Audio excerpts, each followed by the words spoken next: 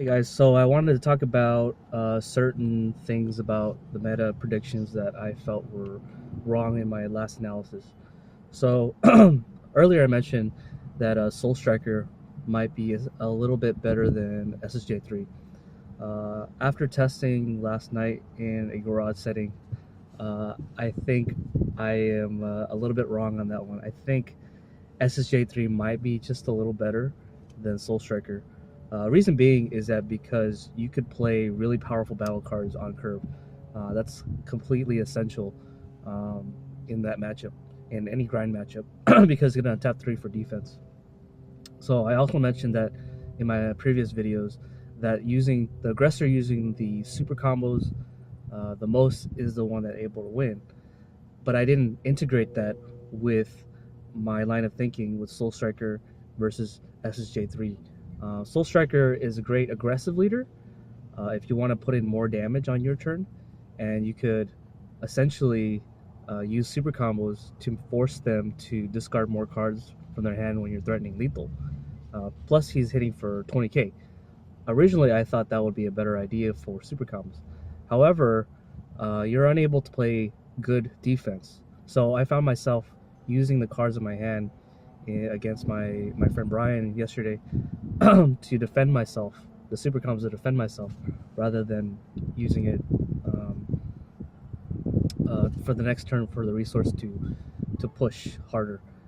So it has to be a balance between aggression and defense. So knowing this, I didn't factor in that SJ can also use the super combos aggressively and defensively. So he plays really good offense and really good defense.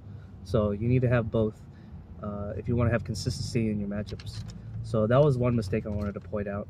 The other thing I wanted to point out was that I totally dismissed a black card in my last analysis, which was Scientist Fu. I talked about how great Fu Shrouded in Mystery was, but I didn't talk about how great Scientist Fu was. And maybe I did. I didn't.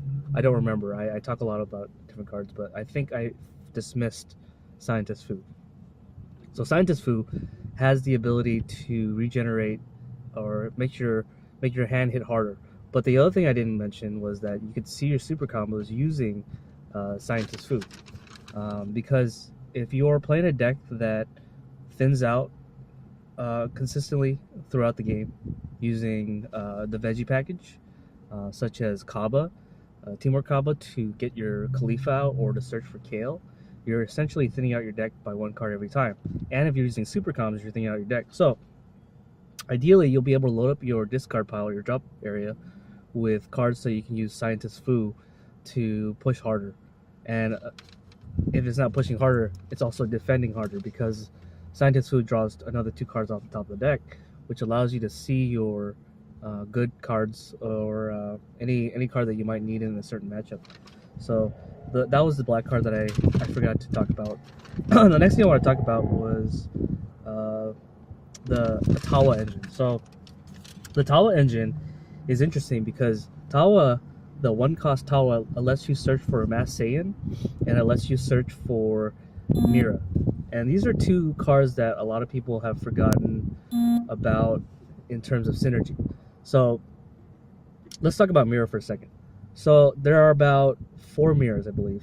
There's the Crit Mira, the Discard Mira, Power Aura Mira, and I think that's it. And oh yeah, and the Mira that when you Xeno Evolve into him, you take out an energy and you take out a battle card, assuming you have 5 or 10.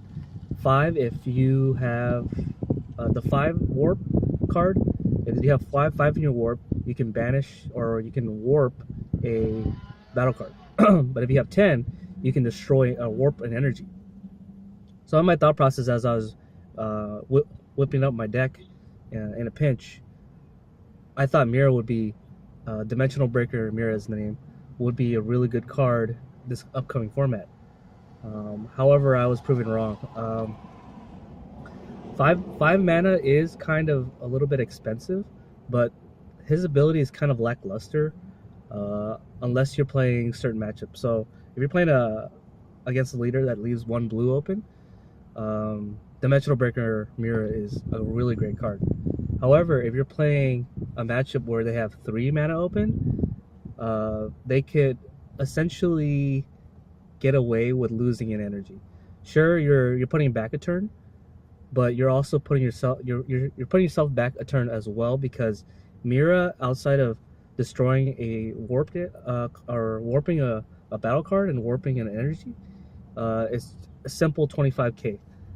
So this raises the question: is it better to have cards in your deck that gives you a +1 or +2, or is it better to give play cards in your deck that takes away cards from your opponent? And this has been a long debate even when I was playing Yu-Gi-Oh, the trading card game. Is it better to have cards that take away stuff from your opponent and control them, or is it better to have cards that give you more cards net gain overall as the game progresses?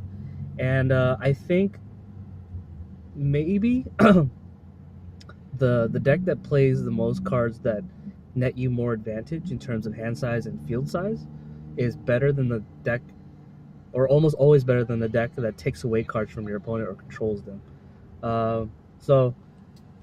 But okay, well, if it boils down to those two options, would a deck be better? The question is, would a deck be better if you can do both? So if your deck can do both, generate advantage and take away cards from your opponent, is that better than a deck that, or is it better than the two extremes? So I'm gonna try to challenge that question. I'm gonna test that question and see if I can come up with an answer during my playtesting sessions. Now, let's put this in a more example way of looking at it. So, Super Saiyan Gotenks. That card, when it comes into play, it untaps 2, right? It untaps 2 and it replaces itself by drawing a card. The other thing that he does is that when he does attack, he's a double striker, right? And he's 25k. He has a huge base stats, and you're being mana efficient. He only costs us 3 mana, because in the net game perspective of it, he only costs 3 mana. And when you swing with him, assuming your opponent is at 2 life or less, you could combo more or just leave him at 25, and you're burning, or what you're essentially doing is you're burning cards from your opponent. So if you think about it in that sense, Gotenks, Super Saiyan Gotenks, does 2 things. It nets you an advantage by replacing itself with his ability and untapping 2 mana, and when it swings, it for lethal, assuming that your opponent's at 2 or less, when it swings, it's burning cards from your opponent's hand. So it does 2 things, right? So earlier we talked about, the question was, is it better to have battle cards or strategy in your deck that generates you advantage or takes away from your opponent? Or is it better to have a deck that can do both?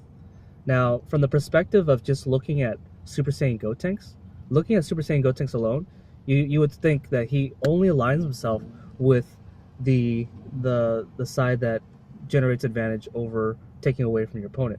However, since his base stat is so high and he's hitting for double strike for 25k, he kind of deviates into the question, or into the option of taking away cards from your opponent and netting you advantage. So from now on, when I design a deck, or when anybody designs a deck, you want to keep that in mind when you're designing a deck.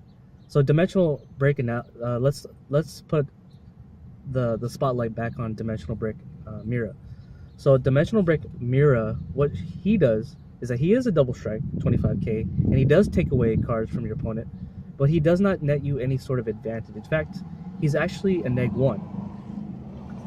The reason why is because when you Xeno Evolve, right, you're taking away cards from your board state, being that Mira, and you're putting him into the warp to play Mira, and Mira doesn't replace itself. So it kind of falls into the range of taking away from your opponent solely. It doesn't go into the range that Super Saiyan Gotenks does. So that's a great way of looking at it. So last night it totally blew my mind. Like, I didn't see that factor as I was playing against my friend Brian. So that's all I wanted to talk about in terms of analysis for cards that net you net you an advantage, it takes away from your opponent.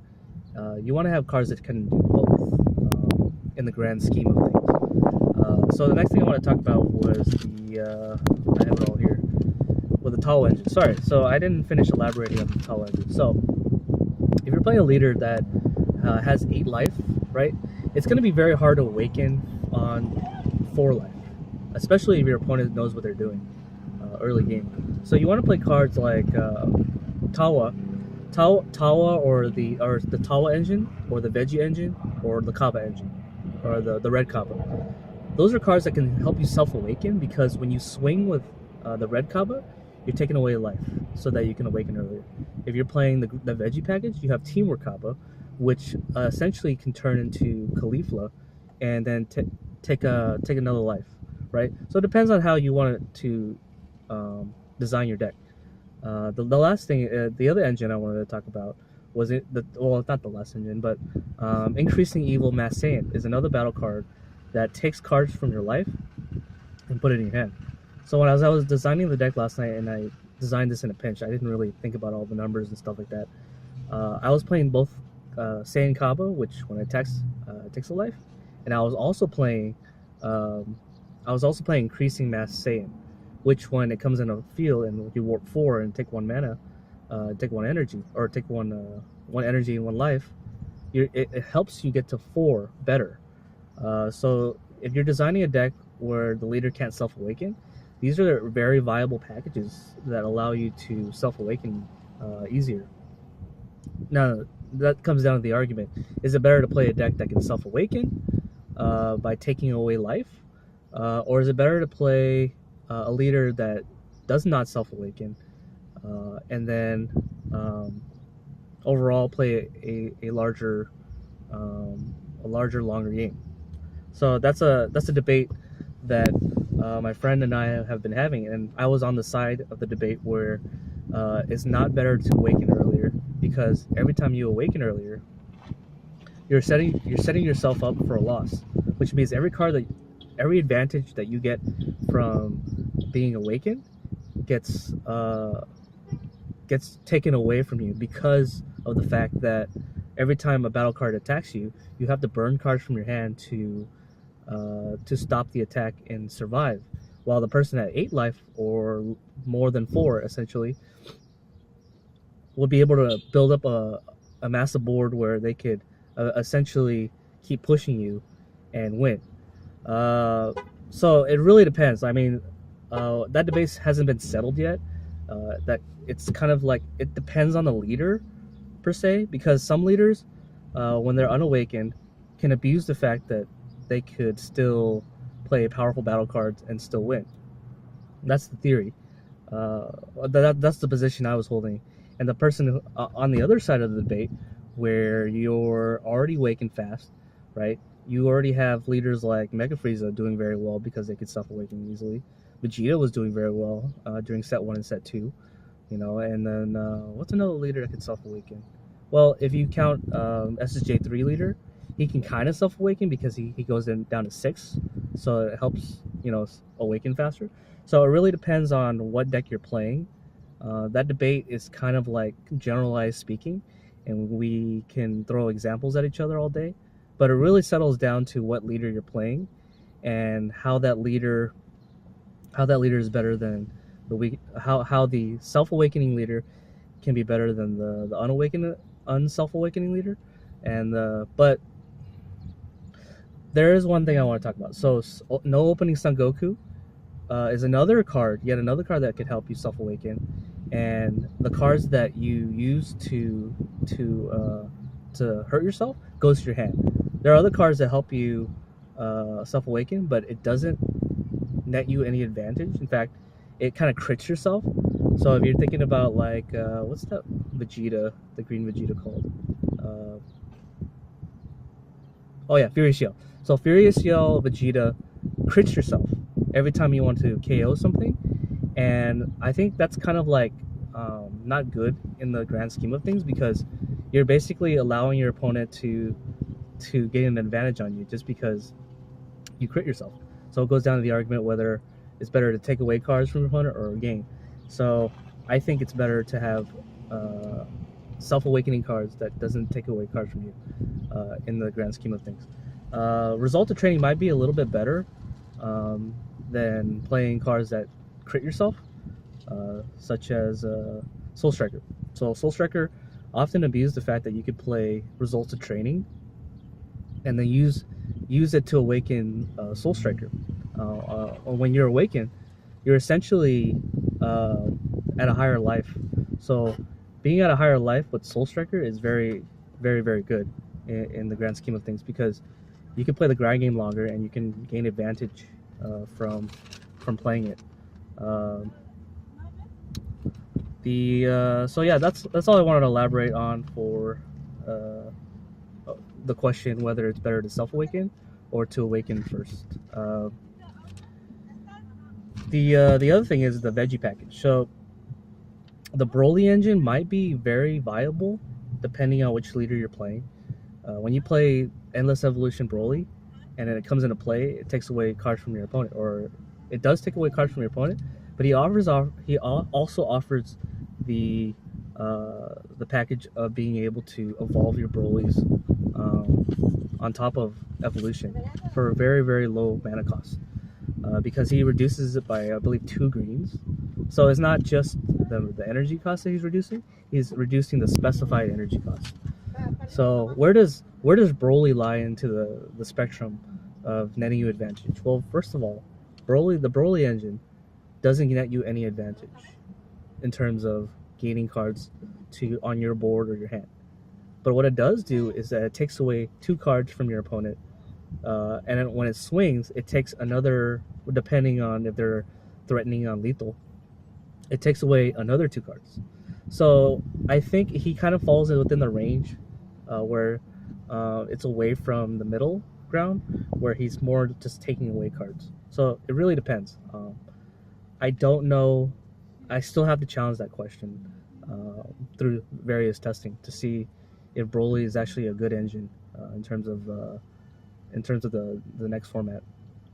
So I think that's all I wanted to talk. Oh yeah, then there's one more thing. I have a paper here that I wanted to talk about. The last thing I want to talk about was energy power, or there's 2 more things I want to talk about. So energy power Gotenks. So energy power Gotenks was one of those cards back in set 1 and set 2 where when it swings, it causes people to discard 2, essentially, because the auto effect makes your opponent discard 1 card, and then when you attack with him and he's a 15k to a 15k leader, they have to burn 5k at least. So that's kind of even if they have least coercion, right, they're discarding 2 cards still. So that leader or that card, the energy power Gotenks, is very good in the grind game. And the best leader, in my opinion, that can abuse energy power Gotenks after playing with Brian yesterday is the SSJ3 leader, because when you play him and you attack with him, you can protect him on your opponent's turn with battle cards that you could, like Unbreakable Sun Goku or Piccolo, boost attack Piccolo, or any super combo basically. So knowing that Gotenks might be a really good energy power Gotenks might be a really good card in SSJ3.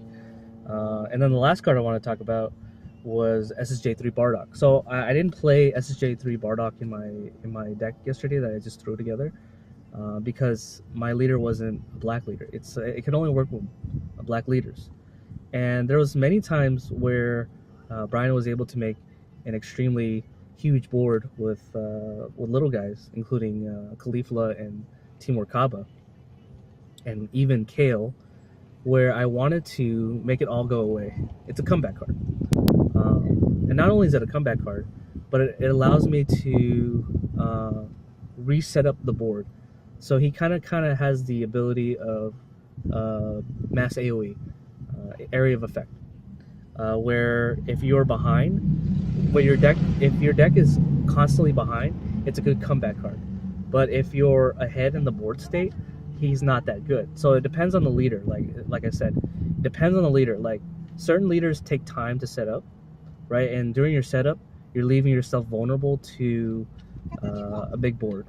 So if you're playing a leader that it has to take time to set up before you before you can win, I would suggest, especially if it's a black, if only it's a black leader. So if you're playing Mira, the leader, or if you're playing Xenotrunks, or you're playing Bardock, and you've set yourself up where you're always behind, right? And then I would suggest SSJ3 Bardock. He's also a triple striker, and he can gain the board back, assuming you're not playing against yellow, because yellow can like stifle you. So yeah, that's all the cards I want to talk about for the meta discussion. I hope you guys enjoyed the analysis that I had to offer. Maybe if in the future you're deck building, you can take some of the things we talked about in terms of raising questions to create a better, wholesome strategy in order to win. Hopefully I'll learn more in my other playtesting sessions, and then I'll be able to report to you guys what the best approach is in terms of deck building and playing style. Okay, so peace out. It was great to talk to you guys.